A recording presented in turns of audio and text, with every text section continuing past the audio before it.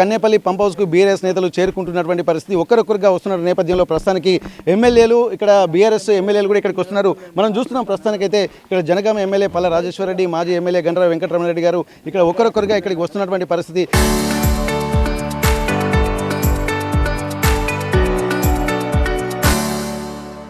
ఇక్కడ ప్రస్తుతానికైతే పూర్తి స్థాయిలో కూడా ఇక్కడ 97 అడుగుల మేర నీరు ఉన్నప్పటికీ కూడా ఎందుకు పంపింగ్ చేయట్లేదన్నటువంటి ఒక ఆందోళన మాత్రం బీఆర్ఎస్ నేతలు వ్యక్తం చేస్తున్న నేపథ్యంలో ప్రస్తుతానికి వర్ధనపేట మాజీ ఎమ్మెల్యే ఇక్కడ ఆరు రమేష్ గారు, అలాగే ఎమ్మెల్సీ నాగుర్ల వెంకటేష్ గారు ఉన్నారు. ఒక్కసారి వారందరూ కూడా ఇక్కడ ఎందుకు ఏం జరుగుతుందన్నటువంటి కోణంలో కూడా ఉన్నారు. గతంలో ఒక చిత్తశుద్ధితో ఒక ప్రణాళికాబద్ధంగా కూడా ముందుకు వెళ్ళినటువంటి నేపథ్యంలో ప్రస్తుతం ఇప్పటి వరకు చాలా ఇబ్బందికర వాతావరణం ఉందని చెప్పినటువంటి ప్రస్తుతానికి ఇక్కడ పరకాల మాజీ ఎమ్మెల్యే చల్ల ధర్మారెడ్డి గారు, అలాగే నర్సంపేట మాజీ ఎమ్మెల్యే పెద్ద సుదర్శన్ రెడ్డి గారు, అలాగే సతీష్ బాబు గారు ఒక్కొక్కరుగా అందరూ చేరుకుంటున్నటువంటి పరిస్థితి. ఇప్పటి వరకు తెలంగాణ రాష్ట్రం అంతా సుభిక్షంగా ఉండాలంటే ప్రాజెక్టుల ద్వారానే ఇక్కడ ఉంటుంది. ఒక డ్రాట్ ఏరియాను మొత్తం సస్యశ్యామలం చేయాలన్నటువంటి ఒక ఉద్దేశంతో అనేక ప్రాజెక్టులు నిలిపారు.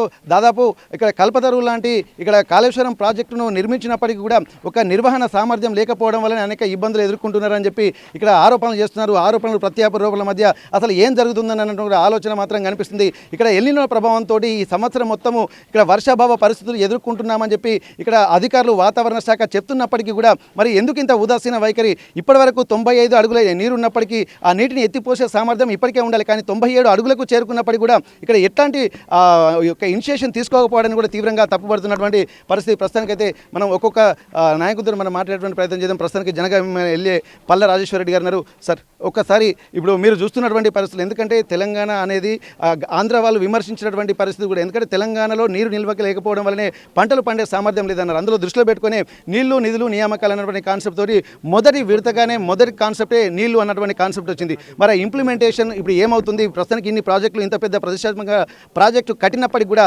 దీన్ని ఎట్లా చూస్తున్నారు మీరు? ప్రపంచంలోనే అత్యంత పెద్ద lift irrigation project Kaleshwaram project అంటే ఒక మేడిగడ్డ దగ్గర ఉన్న బ్యారేజో లేకపోతే అన్నారం సుందిళ్ళ దగ్గర ఉన్న బ్యారేజ్ కాదు. ఇది అనేక రిజర్వాయర్ల, అనేక బ్యారేజెస్, అనేక కాలువల, అనేక ఎత్తిపోతల యొక్క సముదాయం ఇది. ఇవాళ ఇక్కడ మొదలు పెడితే, ఇక్కడ నీళ్లు ఎత్తిపోయడం అనేది ఇక్కడ మొదలు పెడితే చివరికి ఉత్తమ్ కుమార్ రెడ్డి కాన్స్టిట్యున్సీ ఉన్న కోదాడ కాన్స్టిట్యున్సీ నడిగూడెం వరకు కూడా నీళ్లు పోతాయి. ఆయన యొక్క భార్యది అది కోదాడ కాన్స్టిట్యున్సీ. ఆయన కాన్స్టిట్యున్సీ ఏదైతే ఉన్నదో హుజూర్ నగర్కి ఆనుకొని పోయే పెన్పాడు గ్రామం దాకా కూడా నీళ్ళు పోతాయి.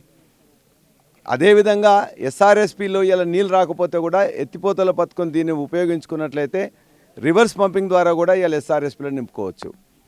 ఇవాళ మధ్యస్థంగా ఉన్న ఏదైతే మిడ్ మానేరు ఉన్నదో ఆ మిడ్ మానేరు కావాల్సిన నీళ్ళని ఈ గోదావరిలో ఇప్పటికీ 1,00,000 క్యూసెక్ల నీళ్ళు పోతున్నాయి. ఇవాళ మేడిగడ్డను వాళ్ళు రిపేర్ చేయకున్నా వాళ్ళ యొక్క గురువు చంద్రబాబుకి కానుక ఇవ్వడం కోసం అని చెప్పేసి దీన్ని కానుక కోసం ఇవ్వడం పెట్టుకున్నారు. కేసీఆర్ గారిని బదనాం చేద్దామని రైతుల మీద కక్ష తీసుకునే విధంగా ఇవాళ దాన్ని రిపేర్ చేయకపోయినా కూడా ఈ pump house Kannepalli pump house ద్వారా ఖచ్చితంగా దీన్ని లిఫ్ట్ చేసుకోవచ్చు. ఇప్పుడు మీకు గోదావరి చూస్తున్నారు. గోదావరిలో ఇవాళ ప్రాణహిత గోదావరి కలిసిన కాళేశ్వరం పాయింట్ తర్వాత మేడిగడ్డ ఏదైతే బ్యారేజ్ ఉందో మేడిగడ్డ బ్యారేజ్కి ఎగ్జాక్ట్లీ 14-15 కిలోమీటర్ల వెనుక కన్నెపల్లి పంప్ హౌస్ ఉంటుంది. ఈ కన్నెపల్లి పంప్ హౌస్లో ఈనాడు ఈ క్షణంలో గోదావరిలో నీటి ప్రవాహం ఉన్నది. 1,00,000 క్యూసెక్ల నీళ్లు పోతున్నాయి. ఇవాళ మొత్తం తెలంగాణలో ఇవాళ నార్లు పోసుకోలే, తూకాలు పోసుకోలే, మిగతా విత్తనాలు కూడా వేసుకొని పరిస్థితి ఉన్నది. రైతాంగం మొత్తం ఎదురు చూస్తుంటే కూడా రేవంత్ రెడ్డి దుష్ట ప్రభుత్వం ఇప్పటికి కూడా రైతుల మీద కక్షతో, కేసీఆర్ మీద కక్షతో ఈ పంపుల్ని ఆన్ చేయొద్దని చెప్పేసే దుష్ట ప్రయత్నంలో ఉన్నారు. ఈరోజు ఏ రిపోర్ట్ ఏమీ లేకుండా కూడా రిపేర్ చేయకుండా ఎన్డీఎస్ఏలో వాళ్ళు చెప్పినట్టున్నారు. మేము ఛాలెంజ్ చేస్తున్నాం. ఎన్డీఎస్ఏలో కూడా ఏదైతే అన్నారం సుందిళ్ళలో నింపకూడదని చెప్పేసి అన్నారో ఎక్కడున్నారో చూపించండి.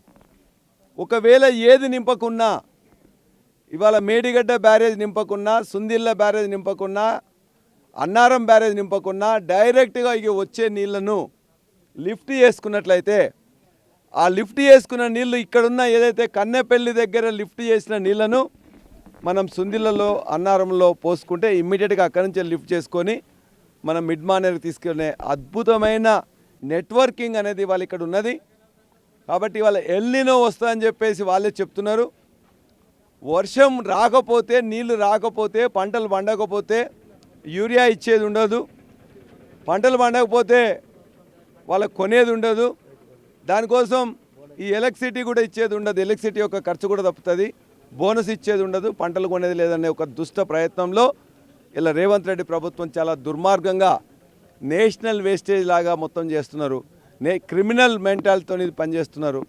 ఇంత క్రిమినల్ భారతదేశంలో ఏ ముఖ్యమంత్రి కూడా లేడు.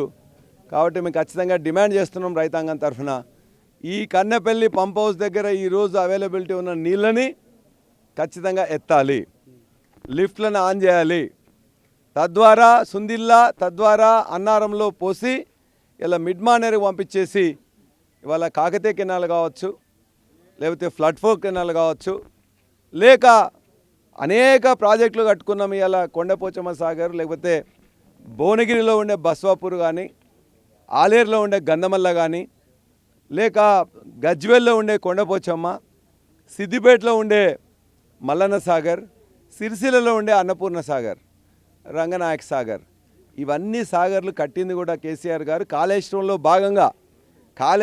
భాగంగా కాకుండా వేరే వచ్చినాయి కాదు. కాబట్టి ఖచ్చితంగా నీళ్ళు ఎత్తాలి, నీళ్లను వాళ్ళందరికీ కూడా ఆ యొక్క రిజర్వాయర్లు కూడా నింపాలి, రైతాంగానికి ఖచ్చితంగా నీళ్ళు ఇవ్వాలని చెప్పి మేము డిమాండ్ చేస్తున్నాం. మా పోరాటం అనేది కొనసాగుతుంది. నీళ్ళు ఎత్తేదాకా, చెరువులు నింపేదాకా, రిజర్వాయర్లు నింపేదాకా.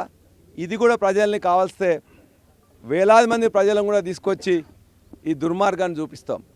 గోదావరిలో వాళ్ళ గురువు చంద్రబాబుకు ఎన్ని నీళ్ళని ఇలా గిఫ్ట్గా ఇస్తున్నారో, మొత్తం మన యొక్క ప్రాజెక్టులను ఏ విధంగా ఎండబెడుతున్నాడో ఖచ్చితంగా ప్రజలకు చూపిస్తాం. మీరు కూడా దయచేసి ఆ విజువల్స్ చూపించండి. గోదావరిలో పోతున్న నీళ్లు, పంప్ హౌస్లో నీళ్ళు వచ్చి ఉంటే ఇవాళ ఎత్తకుండా ఉండే ఏదైతే ఆ గేట్లు, ఇవన్నీ కూడా దయచేసి మీరు చూపించాల్సిన అవసరం ఉన్నది. ఇవి చూపిస్తే ఇక్కడి నుంచి ఎక్కడికి పోతుందో మీరు చేసినట్లయితే బాగుంటుందని చెప్పేసి మీకు నేను తెలియజేస్తున్నా. ఓకే, ఇక్కడ మనం గమనించాల్సింది ఏంటంటే ఇక ప్రపంచంలోనే అత్యంత పెద్దదైనటువంటి బాహుబలి పంపులు ఇక్కడ ఉన్నాయి. ఇక ప్రతిష్టాత్మకంగా ప్రపంచంలోనే ఇట్లాంటి ప్రాజెక్టు కూడా ఒక గ్రావిటీ కెనాల్ సిస్టమ్ను కూడా ఇంప్లిమెంటేషన్ చేసినటువంటి ప్రాజెక్టు కూడా ఎక్కడ కనిపించదు. అట్లాంటిదప్పుడు ప్రతిష్టాత్మకంగా తీసుకుంటున్నప్పుడు ఇక్కడ 17 బాహుబలి పంప్ హౌస్లు ఉన్నాయి. ఇక్కడ కొన్ని రిపేర్లకు వచ్చినాయి, ఎందుకంటే గతంలో కురిసినటువంటి వర్షాలకు మునిగిపోయిన నేపథ్యంలో కొన్ని పని చేస్తున్నాయి. మరి నీటి నిల్వ సామర్థ్యం కూడా 95 అడుగులకు పైన ఉన్నప్పటికీ కూడా ఎందుకు చేయడం అనేది కూడా ఒక ప్రశ్నగా మిగిలింది. ఇక్కడ ప్రజలపైన చిత్తశుద్ధి ఉండి రైతులపై ఒక ప్రణాళికాబద్ధమైనటువంటి వ్యవసాయంపై వ్యూహం ఉంటే మాత్రం ఎప్పుడో చేయాల్సినటువంటి అవసరం ఉంటుంది. సమస్య వచ్చినప్పుడు కాదు, సమస్య రాకముందే ప్రివెంటివ్ మెజర్ తీసుకోవాల్సినటువంటి అవసరం ఉందని చెప్పి ఇక్కడ బీఆర్ఎస్ నేతలు ఆరోపిస్తున్న నేపథ్యంలో ప్రస్తుతానికి ఇప్పుడు జరుగుతున్నటువంటి ప్రతి సిచ్యువేషన్ కూడా కీన్ అబ్జర్వేషన్ చేస్తే తప్ప బంగారు భవిష్యత్తుకు బాటలు పడవన్నటువంటి విషయాలు కూడా ఎప్పటికప్పుడు చెప్పుకుంటూనే వస్తున్నారు. గతంలో జరిగినటువంటి పంపులను పరిశీలించినప్పటికీ కూడా పంపుల పరిశీలన ఉట్టే చేస్తే సరిపోదు, దానికి ఇంప్లిమెంటేషన్ చేయాలన్నట్టు ఆలోచన మాత్రం బీఆర్ఎస్ నేతలు చెప్తున్నటువంటి పరిస్థితి. కన్నేపల్లి పంప్ హౌస్ నుండి కెమెరా పర్సన్ వంశీతో వెంకటరత్నం, RTV